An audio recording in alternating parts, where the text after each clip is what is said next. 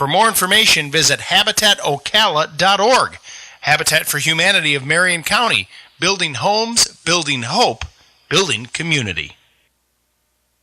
Ocala's information station, 1370 WOCA. Ocala!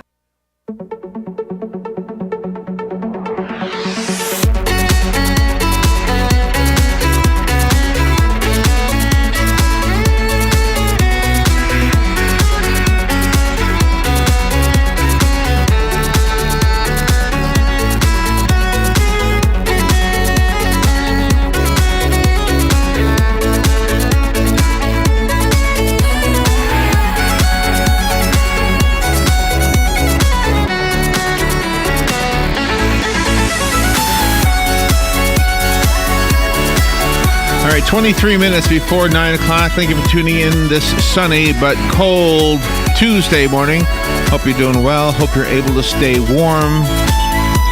And this is the segment of the morning show that we call NewsBites. We take the news from around the world, around the nation, and around the state, and we shorten it. We give you the gist of it, the cut to the chase, get to the point, and give you a chance to catch up on as many news stories as we can possibly squeeze in these 23 minutes. Usually we get between 20 and 25 stories in here.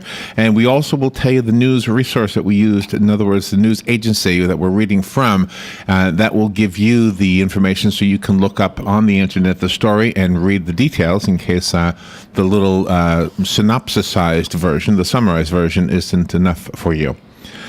The first one is from ABC News. About 500 passengers aboard 3 Amtrak trains were stranded overnight in a remote part of northern Illinois because of blowing and drifting snow, according to a statement issued by Amtrak. The trains were halted late yesterday near Mendota, about 80 miles west of Chicago. The passengers were aboard the Southwest Chief from Los Angeles, the Illinois Zephyr from Quincy, Illinois, and the California Zephyr from the San Francisco Bay Area, according to Amtrak spokesman Mark Magliari in a statement to the Associated Press. The trains became stuck around 4:15 p.m. yesterday Eastern Time, and they hit a 12-foot snowdrift that paralyzed the engines, according to a passenger who was interviewed by ABC News.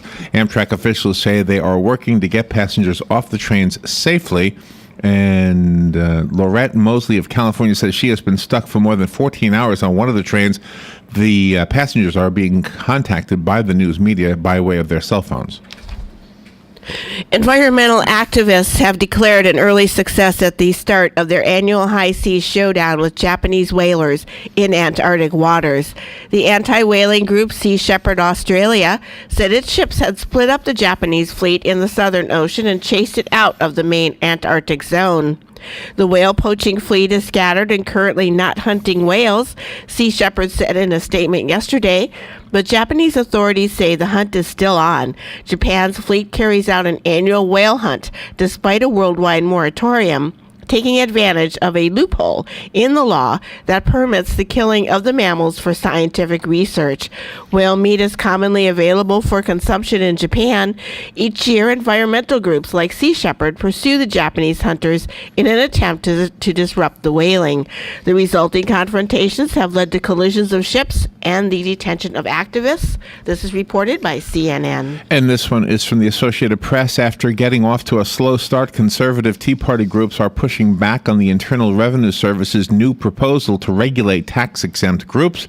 It's the latest chapter of a saga over the targeting of conservative groups throughout the 2012 election that exploded over the summer of 2013, and it comes nearly a month and a half after the IRS first revealed its proposed rules in late November. The IRS's Thanksgiving week announcement of new rules to rein in tax-exempt groups that participate in political activities caught many by surprise, especially conservative groups.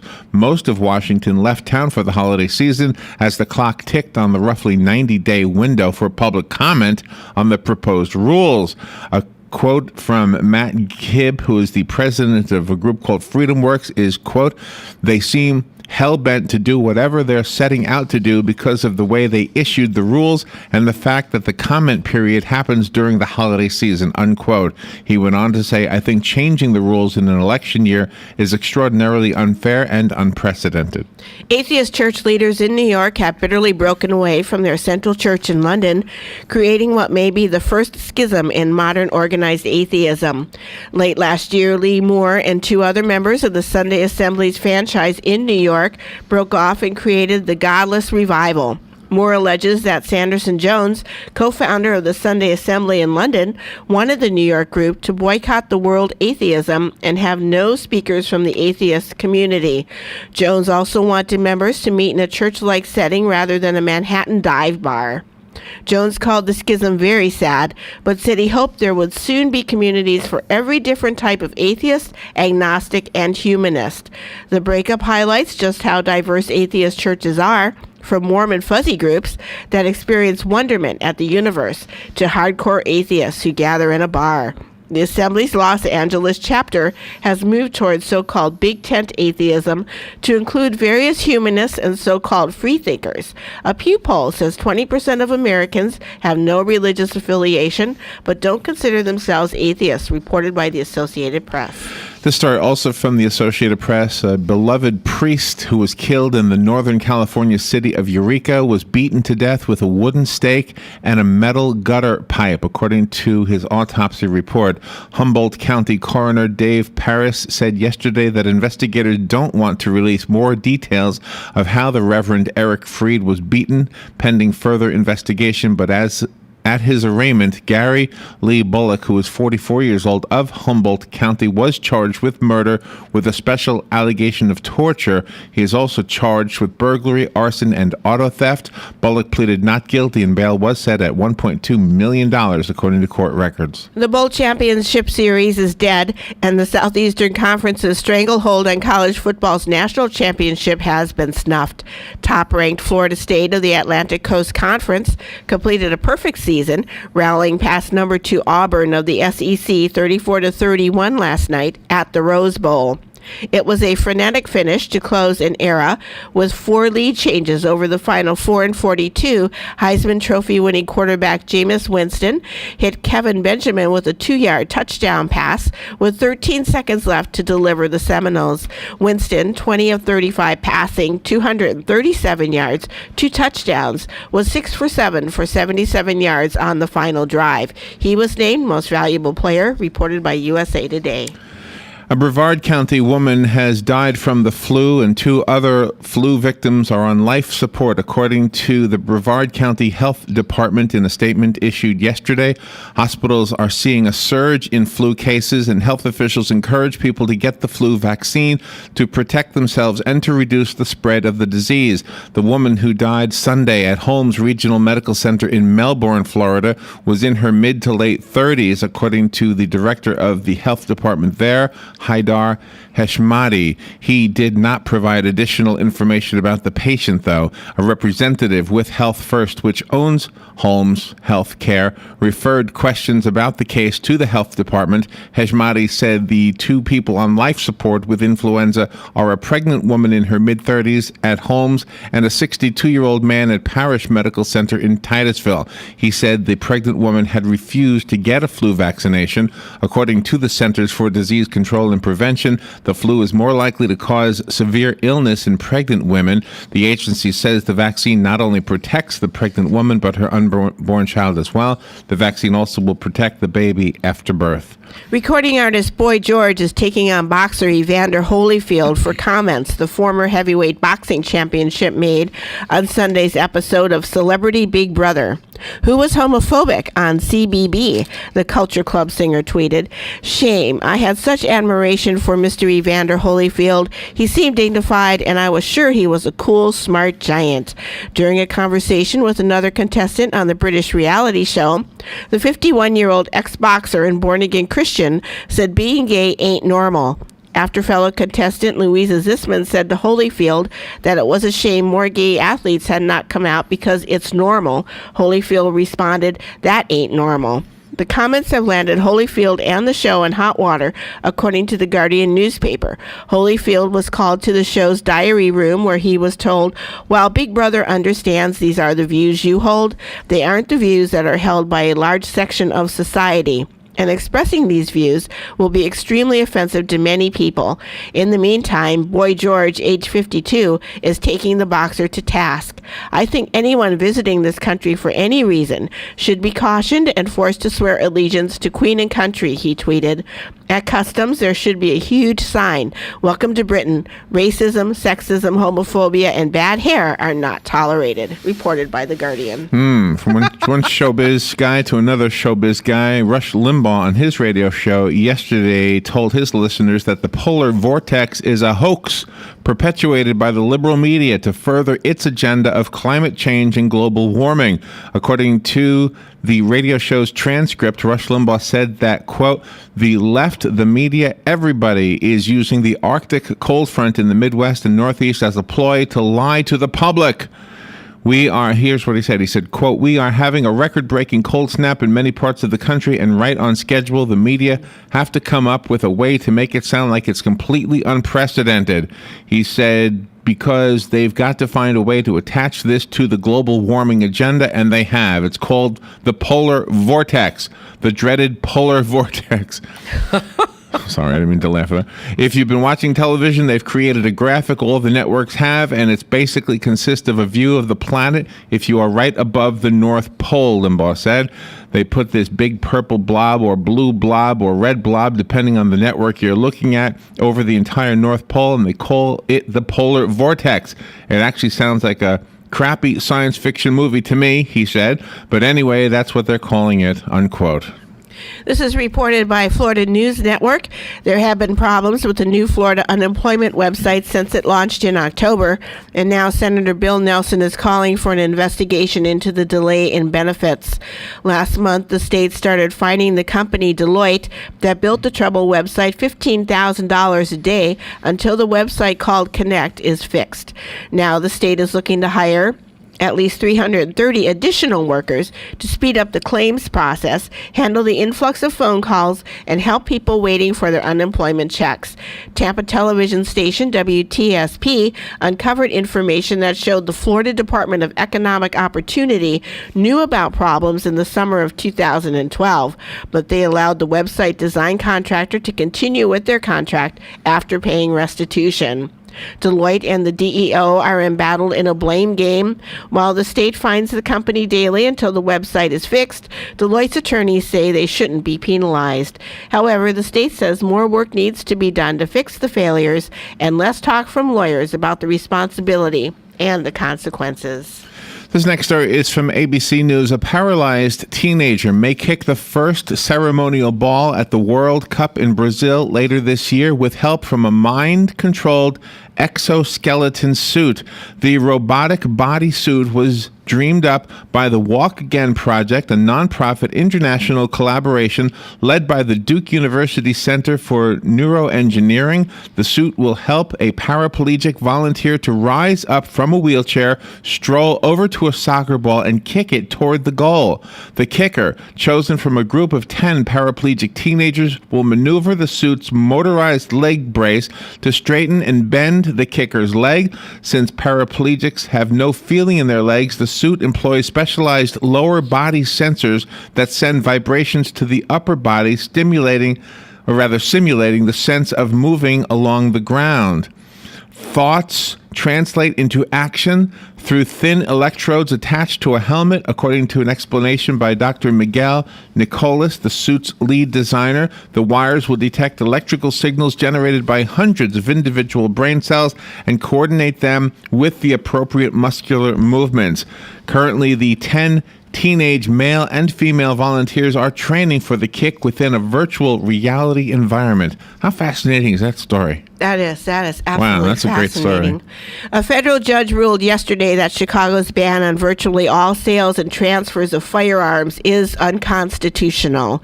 The stark reality facing the city each year is thousands of shooting victims and hundreds of murders committed with a gun. But on the other side of this case is another feature of government. Certain fundamental rights are protected by the Constitution. put outside government's reach, including the right to keep and bear arms for self-defense under the Second Amendment. This was written by U.S. District Judge Edmund Chang. Chicago's ordinance goes too far in outright banning legal buyers and legal dealers from engaging in lawful acquisitions and lawful sales of firearms. Chang explicitly did not rule out other types of regulation, short of a complete ban, in order to minimize the access of criminals to firearms and to track the ownership of firearms. But the flat ban on legitimate sales and transfers does not fit closely with those goals. The judge stayed his ruling to give the city time to file an appeal. Reported by CNN. You're listening to NewsBites. This is the segment of the morning show where we take 23 minutes or so to read to you as much news as we possibly can. We've shortened it so that we can do that. And if you would like to sponsor this segment, this portion of the morning, or any portion of the WOCA broadcast day, remember we are a 24-hour station. You can find out how to advertise on this station simply by visiting us. We are located in the Paddock Mall, right on College Road, also known as State Road 200, and our studios are right outside of the food court. Come in, sit down, and speak to one of our sales executives. They'll tell you how it's done, how easy it is, how we take care of the production part of that for you, unless, of course, you've got production skills, and create a situation so that your relationship with us helps us bring business to you. And it's kind of the way that works. So if you want to know more, come and visit us or call us at 732-8000. The next story is from the Associated Press. A Southern California man is accused of killing his chihuahua by deliberately hitting it with his car in an attack caught on surveillance video. Oh. The Torrance Daily Breeze says a resident found the dead animal Thursday. Police investigated and found the video from December 28th that shows a man in an alley removing something from his trunk of a car, possibly the dog. The chihuahua then runs in front of the car, and the car runs it over before driving off. The dog is left convulsing and bloody. Hawthorne Police Lieutenant Scott Swain says investigators traced the car and arrested Michael Parker on Friday on suspicion of willful animal cruelty. The Hawthorne resident was later released and couldn't be reached for comment by reporters. Police have not released a motive for killing the dog. That's a troubling story. Mm-hmm. The Idaho man who slapped a crying 19-month-old boy on a Delta flight in February was sentenced yesterday to 8 months in prison, the man's attorney said. Joe Ricky Hunley pleaded guilty to assault in federal court in October. Hunley's attorney, Marcia Shine, said Hunley will report to a yet-to-be-determined prison, but did not say what the date would be. She said she respects the judge's ruling, but called the sentence disproportionate to the crime and added that it was 2 months longer than what prosecutors had recommended. In February, Hunley was seated next to Jessica Bennett and her 19-month-old son in row 28 when Delta Flight 721 from Minneapolis, Minnesota began its descent into Atlanta. When the baby began to cry, Hunley allegedly told Bennett to shut that N-word baby up, according to an FBI affidavit. He then turned around and slapped the child in the face with an open hand, which caused the boy to scream even louder. The affidavit continued. The boy suffered a scratch below his right eye.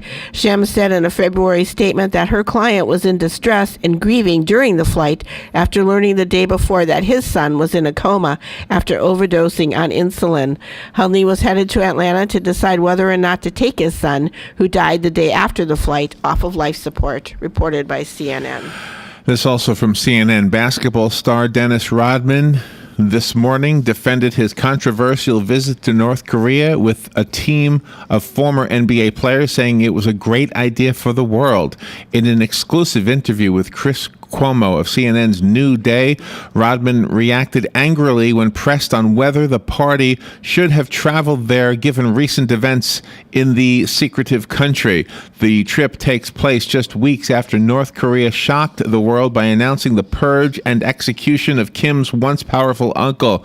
There are also concerns for the welfare of U.S. citizen Kenneth Bae, who's been detained there for more than a year. The other former NBA players are due to take part in a controversial basketball game on the birthday of Kim Jong-un, the country's young, unpredictable leader. The friendly contest with North Korea's team is planned for Wednesday, when Kim is believed to turn 31. Apparently referring to Kim, Rodman said, "I love my friend. This is my friend." He also pointed out that Kim is only 31 years old.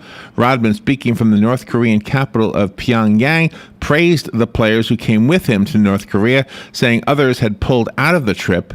He went on to say, "It's amazing how we thrive on negativity." Florida state lawmakers are back in Tallahassee for a series of committee meetings as they prepare for the upcoming legislative session. Senate President Don Gatz says their bill to cut motor vehicle tag fees should be voted out of its first committee by the end of the week. This is a quote from Senate President Don Gatz. "I think the people of Florida need to have more of their money back in their pocket, and let's make it a fee reduction that will benefit everybody who drives a car or a truck to school or to work."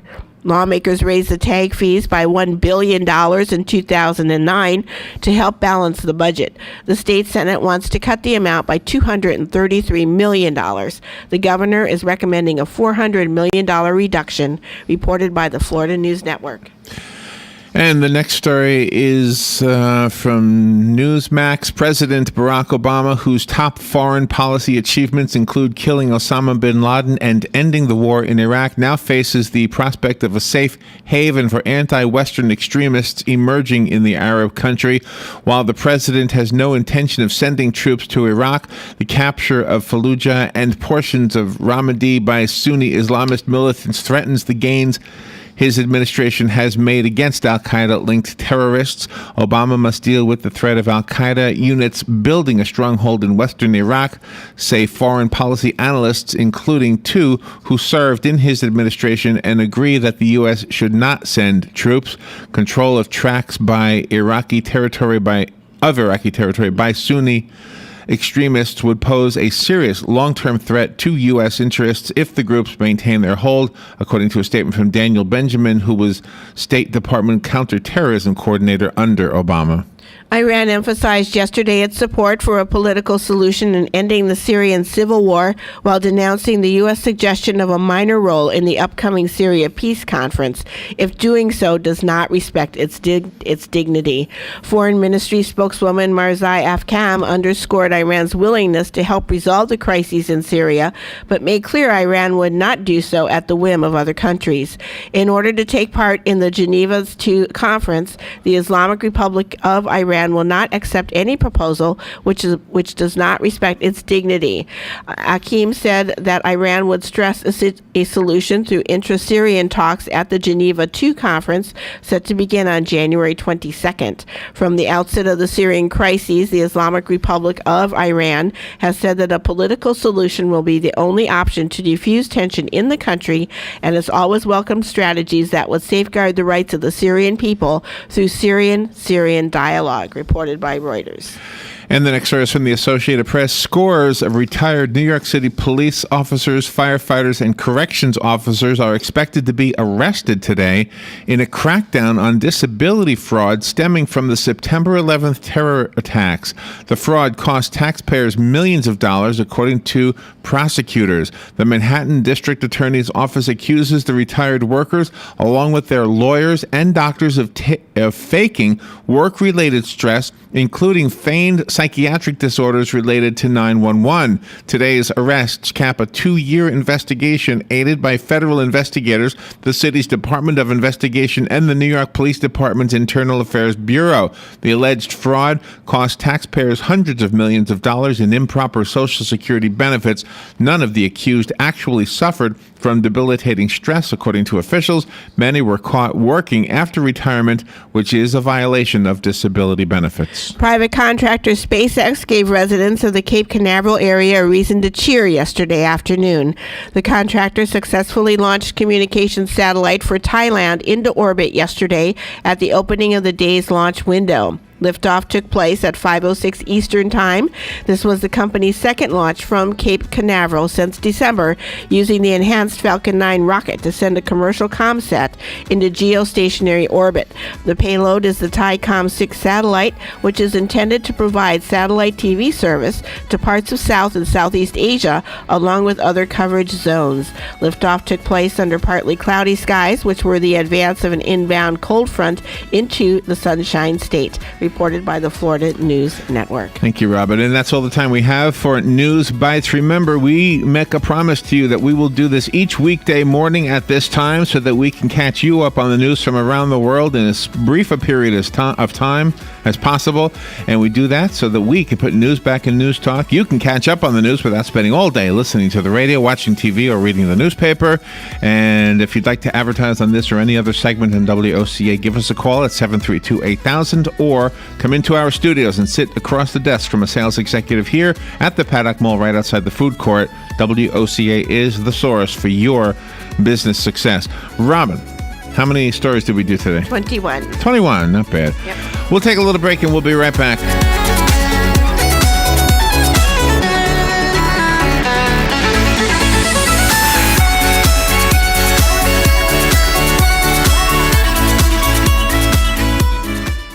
Ocala's information station, 1370 WOCA. Ocala.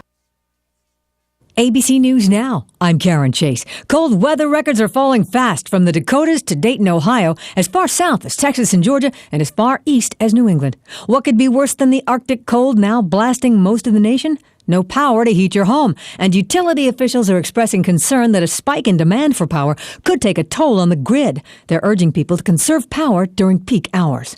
Olympic skiing champion Lindsey Vonn is sitting out the Sochi Olympics, telling fans her knee is just too unstable to compete at that level. She's hoping surgery can render her ready for the World Championships in Vail next February. A new study suggests economic hardship could kill you. Researchers found that the number of diabetics seeking hospital treatment for low blood sugar spikes at the end of the month as food stamp supplies run out. The wife of Formula One racing legend Michael Schumacher is urging reporters camped out at a French hospital to leave her husband and their family alone so he can recuperate in peace from a skiing accident. He remains in critical but stable condition.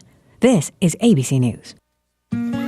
You've had 60 some odd years to prepare for this moment. 60 some odd years that added up to a squishy, squashy backyard squirt gun battle. And it's here, in this healthy little water war with your grandkids, that the question hits you. How did I get here? Is it just living in moderation or saving with gusto? Like getting 20% off your Rite Aid purchases every first Wednesday of the month with Rite Aid's new Wellness 65 Plus. 20% off Wednesdays helps seniors save big on water guns and everything else. Wellness 65 Plus also lets you accumulate points for every prescription, even Medicare, that earn you up to 20% off your Rite Aid purchases fast. It's one more way Rite Aid is helping you stay here, now that you've actually gotten here. Here, soaking wet and slinking through your own rose bushes. Stop by your Rite Aid, enroll free, and save this Wednesday with Wellness 65 Plus. With us, it's personal. Certain limitations apply. See your Rite Aid store or riteaid.com for details. The weather is brought to you by myfwc.com. Life jackets save lives. Wear it, Florida. Clouds add some sun today. Windy and much chillier than recent days with a passing shower near the coast. The highs in the 40s to lower 50s. Tonight will be mainly clear and cold with a low of 32 inland, 46 on the beaches. Tomorrow, clouds will limit sunshine. The high 61 to 66. For Thursday, clouds, some sun and chance of a shower. The high 74 to 78. From the Florida Weather Center, I'm meteorologist Joe Lundberg. Here's what you may have missed on the John Tesh Radio Show. Employees who work at least 11 hours a day are nearly 3 times more likely to experience depression compared with people who work a regular 8-hour day. Our metabolic rate drops roughly 10% from early adulthood to late middle age. So a slice of cherry pie at age 40 will affect you a lot more than it did at 25.